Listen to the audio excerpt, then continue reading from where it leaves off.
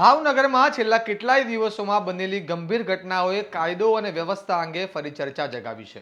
4 દિવસ અગાઉ શહેરના શિવમ અમૃત સોસાયટી નજીક બાવળની જાળીઓમાંથી એક અજાણી લાશ મળી આવતા સમગ્ર વિસ્તારમાં ચકચાર મચી હતી અને શરૂઆતમાં મોત પાછળનું કારણ સ્પષ્ટ ન હોવાથી લોકોમાં ભયનો માહોલ જોવા મળ્યો હતો। હવે આ જ કેસમાં પોલીસે એક આરોપીની ધરપકડ કરી હોવાની માહિતી સામે આવી છે। શું છે સમગ્ર મામલો, આવો વિગતે વાત કરીએ આ અહેવાલમાં। નમસ્કાર, હું ચિરાગ વર્ષાબેન, આપ જોઈ રહ્યા છો સ્વમાન।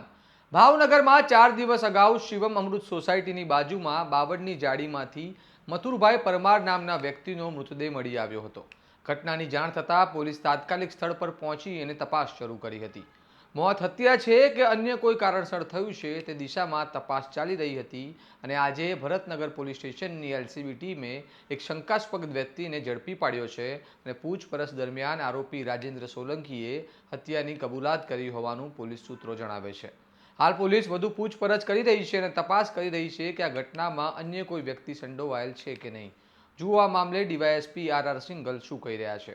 ભરતનગર પોલીસ સ્ટેશનમાં જે અધેવાડા વિસ્તાર છે ટોપ 3 આગળનો, ત્યાં જે છે મેગા સ્ટોરની આગળના ભાગે જે અવાવરું જગ્યા છે ત્યાં બાવળની કાંટ આવેલી છે, તેમજ દિવાલ પાસે મથુરભાઈ પરમાર કરીને જે છે અધેવાડાના દેવી પૂજક વાસમાં રહેતા શખ્સ જે છે તેની લાશ મળેલી।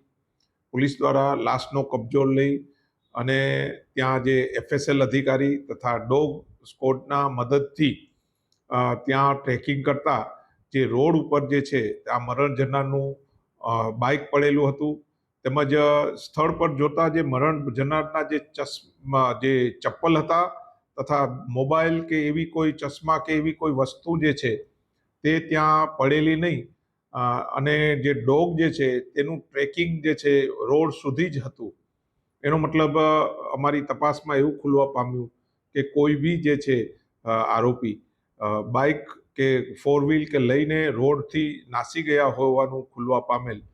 જે અનુસંધાને માનનીય એસપી સાહેબ દ્વારા એક ટીમની રચના કરવામાં આવેલી, જેમાં એલસીબી તથા ભરતનગરનો સ્ટાફ હતો અને આ જે છે એલસીબી દ્વારા આ જે ખૂનનો અનડિટેક ગુનો હતો તેને ડિટેક્ટ કરવામાં આવેલા છે અને જેમાં રાજેન્દ્ર સોલંકી કરીને જે આરોપી જે છે ચિત્રાનો રહેવાસી છે, તેણે પોલીસ પૂછપરછમાં કબૂલ્યું છે અને હાલમાં તેને પોલીસ કબજામાં છે અને આ જે છે શા કારણે તેણે આજે મથુરભાઈનું ખૂન કરેલું છે, હથિયાર શું હતું, તેનો મોબાઈલ અને બીજા જે ક્યાં છે તે બાબતે ઊંડી તપાસ કરવામાં આવનાર છે।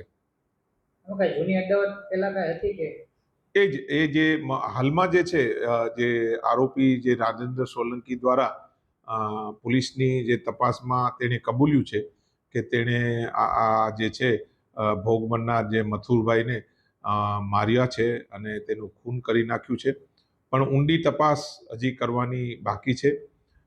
અટક કરી નામદાર કોર્ટમાં રજૂ કરી અને જુદા જુદા મુદ્દા અનુસંધાને ઊંડી તપાસ કરવામાં આવનાર છે।